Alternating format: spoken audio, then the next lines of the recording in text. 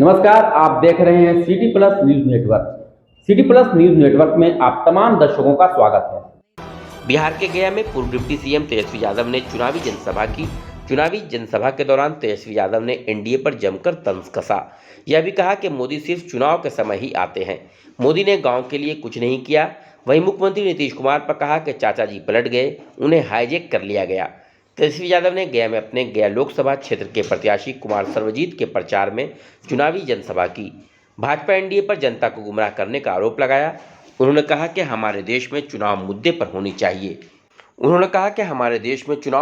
होने चाहिए। लेकिन भाजपा ऐसी पार्टी है जो सिर्फ चुनाव में ही कई बातें करती है, मुद्दे पर बात नहीं करती है। बेरोजगारी, महंगाई, गरीबी, पलायन, किसानों की समस्याएं, यह सब मुद्दे भाजपा नहीं उठा रही है बल्कि वोट मांग रही है। तेजस्वी यादव ने परिवारवाद पर भी प्रधानमंत्री को घेरा। कहा कि मोदी जी जब भी बिहार आते थे तो परिवारवाद पर बोलते थे, लेकिन अब यह परिवारवाद पर नहीं बोल रहे हैं। वह परिवारवाद पर इसलिए नहीं बोल रहे हैं क्योंकि गया में एनडीए से हम के प्रत्याशी जीतन राम मांझी हैं। तो क्या जीतन राम मांझी परिवारवाद नहीं है? उनके बेटे समधन को देखें तो आपको पता चल जाएगा। इसी प्रकार नवादा में सीपी ठाकुर के बेटे विवेक ठाकुर को प्रत्याशी बनाया गया। औरंगाबाद में सुशील सिंह के बारे में भी आपको पता है। जमुई में चिराग जी के जीजाजी को प्रत्याशी बनाया गया। तेजस्वी यादव ने कहा कि यह तो वही बात हो गई कि यह लोग करें तो सब ठीक है, लेकिन और कोई करे तो गलत। तेजस्वी ने मुख्यमंत्री नीतीश कुमार पर भी तंज कसा। कहा कि चाचा जी पलट गए, उन्हें हाईजैक कर लिया गया। मोदी जी को कल पैर छू रहे थे, हमें काफ़ी दुख हुआ। नीतीश कुमार अनुभवी मुख्यमंत्री हैं, भाजपा ने सीएम को ही हाईजैक कर लिया है। तेजस्वी ने यह भी कहा कि उन्होंने 17 महीने में 5 लाख नौकरियां दी। इसका जिक्र देश भर में हो रहा है। भाजपाइयों को डर बन गया है, इसलिए जब हम नौकरी दे रहे थे तो वह हमारी सरकार गिरा रहे थे। मोदी जी चुनाव में ही आते हैं। मोदी जी ने गांव के विकास के लिए क्या किया है यह सबको पता है। तेजस्वी ने अपने प्रत्याशी कुमार सर्वजीत के लिए जनता से वोट मांगा और कहा कि उनकी सरकार सत्ता में आई तो हम राशन भी देंगे और महंगाई को भी भगाएंगे।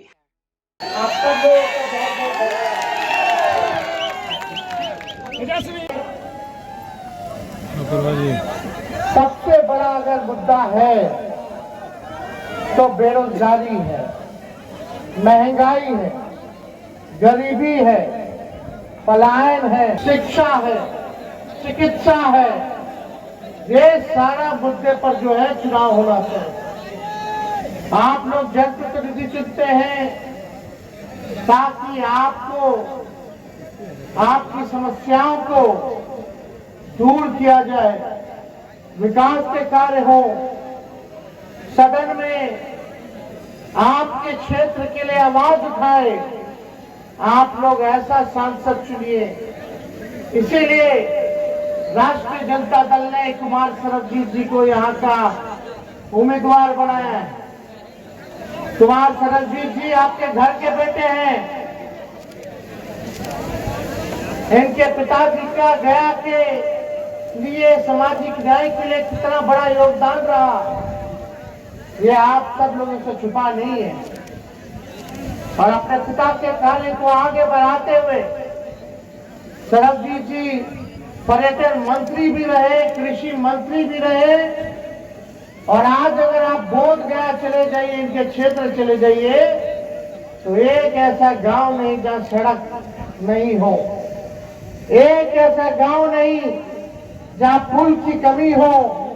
आप एक बार जा करके देखिए, हर जगह रोड, हर जगह पुल, हर जगह विकास के काम।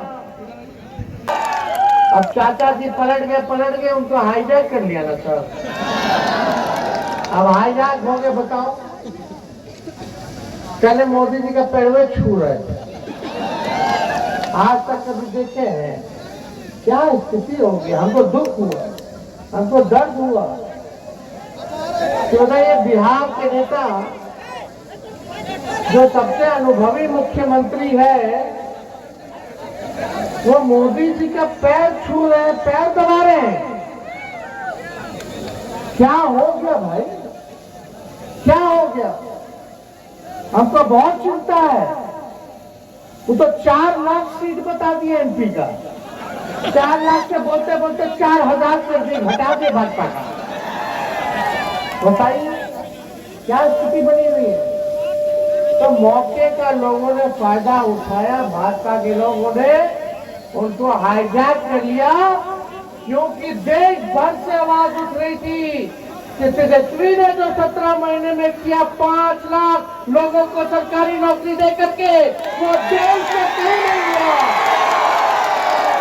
किसी राज्य में नहीं हुआ, केंद्र सरकार में नहीं हुआ। इसलिए भाजपा का लोगों का टेंशन बढ़ा हुआ था। अगर ये ऐसे ही करते रहेगा तो 2 साल के भीतर 10 लाख लोगों को सरकारी नौकरी दे देगा। हम नौकरी दे रहे थे, उन लोग मेरा सरकार गिरा रहे थे। हम लोग आशा ममता का मानदेय को दुगुना कर दिया, 2500 कर दिया। तालमी मरकज विकास मित्र टोला सेवक के मानदेय को डबल कर दिया। हम लोग चाहते थे पेंशन की बढ़ा दिया जाए, इस काम में लगे। हम लोगों ने जाति आधारित गणना कराया, उसके तहत हम लोग योजना बना रहे थे। आंकड़े आगे से जाति आधारित गणना का कि किसकी कितनी संख्या है, कौन जाति की, और संख्या के साथ साथ कौन परिवार, कौन व्यक्ति गरीब है, किसको आर्थिक सहायता चाहिए, उसको हम लोग योजना बना रहे थे। उसमें पता और कि पिछड़े में और गरीब है, दलित आदिवासी सबसे ज्यादा गरीब है, ये पता चला। इसके तहत हम लोग सबके लिए काम करते हैं। सब लोगों को सामाजिक न्याय के साथ साथ आर्थिक न्याय हम लोग करने जा रहे थे, तो चिंता नहीं है। लेकिन आज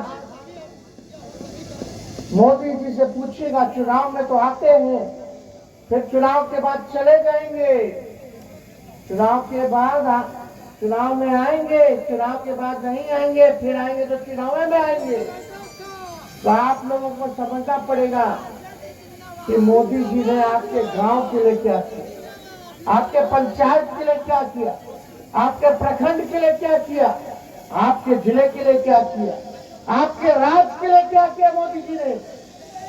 अरे खाली बोलते कि राशन दे रहे हैं 5 किलो। अरे राशन, हम लोग का सरकार आएगा तो राशन के साथ साथ नौकरी भी देंगे, महंगाई भी कम करेंगे। हमको तो राशन मोदी जी दे रहे हैं। कांग्रेस के जमाने से राशन मिलता था कि राशन तेल मिलता था, तेल मिलता था, चीनी भी मिलता था, तो पहले ही से चलता रहा है भाई। अब ऐसा लग रहा कि राशन मोदी जी बंटवा रहे हैं। अब देखिए, भर गया घूमिएगा, देखिए मांझी जी के प्रति हमारा बड़ा सम्मान है, बुजुर्ग है, लेकिन हर गया में घूमिएगा और भाजपा के लोग से अगर पूछिएगा ना तो बोलेगा नीमन कैंडिडेट नहीं मिला। समझे? और भाजपा का लोग बोले छोड़ो, कैंडिडेट को क्या देना है, ऊपर देख करके वोट देना है। ऊपर वाले मतलब मोदी जी को वोट दे करके वोट देना है। अरे मोदी जी ने बिहार को विशेष का दर्जा नहीं दिया, कितना चीनी मिल खुलवाना था वो नहीं खुलवाया, पलायन नहीं रोके, बिहार को स्पेशल पैकेज नहीं दिया, कम से कम अच्छा कैंडिडेट तो दे देते ताकि गया के लिए आवाज उठाता। तो जो ऊपर देख रहे हैं जो भाजपा के लोग, तो मोदी जी नीचे नहीं देखते हैं, मोदी जी गरीब को नहीं देखते हैं, मोदी जी भी ऊपरे वाला को देखते हैं, पूंजीपतियों को देखते हैं, अमीरों को देखते हैं। हर कोई लालू यादव है। तो आप सब लोग जानिए, पहचानिए कि कौन झूठ बोल रहा है। कुछ दिन पहले मोदी जी क्या बोलते थे नीतीश जी के बारे में कि डीएनए खराब है। मुख्यमंत्री जी कोई महिला पे वाला पिटी हो गया था विधानसभा में, तो मध्य प्रदेश के चुनाव में मोदी जी बोलते थे मुख्यमंत्री जी कितना गिरिएगा, कितना गिरिएगा। और आज बड़े अच्छे हो गए, निमन हो गए भाई, नीतीश जी काम कर रहा है और आज बोलती बंद है सब। तो क्या इससे ज्यादा टिप्पा टिप्पणी नहीं करना। ये लोग बड़े लोग हैं भाई, वो प्रधानमंत्री है, वो मुख्यमंत्री। वहीं तेजस्वी के साथ सभा में शिरकत कर रहे वीआईपी के मुकेश सहनी ने मोदी की तुलना हिटलर से की। कहा कि एक ऐसा हिटलर आया है जो कहता है कि हमको सरकार मिलाओ, टैक्स माफ करेंगे। गरीब का इलाज मुफ्त में करेंगे, विदेश से काला धन लाएंगे, सबके खाते में 1 लाख रुपया देंगे। 2014 में चुनाव होता है और यह हिटलर लोगों से झूठ बोलकर सत्ता में आ जाता है। अच्छे दिन नहीं आते हैं, हम लोगों को गुमराह किया गया। 2014 में हम लोग फंसे, लेकिन अब नहीं फंसना है। हमारा देश गलत के हाथ में चला गया है, अब लड़ाई लड़नी पड़ेगी। यह भी कहा कि 2 मुख्यमंत्री को जेल भिजवा दिया गया। मुकेश सहनी ने कहा कि मोदी अगर पहाड़ हैं तो वह दशरथ मांझी हैं, जब तक तोड़ेंगे नहीं तब तक छोड़ेंगे नहीं। ये जो लड़ाई है सिर्फ इसको आम चुनाव के तहत मत देखिए, ये चुनाव जो है बहुत ही महत्वपूर्ण चुनाव है। ये देश जो था ये पहले गुलाम था और इस देश को आजादी दिलाने के लिए हमारे पूर्वज, आपके पूर्वज ने लाखों की संख्या में अंग्रेज से इस देश को आजादी दिलाने के लिए शहीद हुआ, तब जाके देश आजाद हुआ। और आज आजाद भारत में हम लोग सर उठा के जी रहे थे, लेकिन एक लोग आए जो बड़ा बड़ा सपना दिखाने लगे। हिटलर भी ऐसे आए, मोदी जी किए। हिटलर ने कहा कि हमको सरकार में लो, हम टैक्स माफ कर देंगे। तो आप हमें सरकार में लो, हर गरीब का इलाज को मुफ्त कर देंगे। तमाम ऐसे वादा किए जो असंभव था, लेकिन लोगों को लगा कि हिटलर आएंगे, हमारा टैक्स माफ होगा, हमारे बच्चे पढ़ेंगे लिखेंगे, हमें सरकारी नौकरी मिलेगा, तमाम हर तरह का खाना पीना सब फ्री हो जाएगा। लोगों ने सोचा कि भाई हाल हुआ वो आप सबको पता होगा। लास्ट में हिटलर ने खुद को गोली मार के मर गया, क्योंकि उनसे वो देश नहीं चला। उसी तरीके से 2014 में उन्हीं को रास्ते पे चलते हुए देश में एक नेता नरेंद्र मोदी जी आए। उन्होंने कहा कि हमको सरकार में लाओ, विदेश में काला धन है, जब तक तोड़ेंगे नहीं, जब तक तोड़ेंगे नहीं तब तक भाजपा को छोड़ेंगे नहीं। साथियों, भाजपा को छोड़ेंगे नहीं, इनको सत्ता से बाहर करेंगे, सामाजिक न्याय आगे बढ़ेगा। हमारे राहुल गांधी जी का भी इरादा मजबूत है।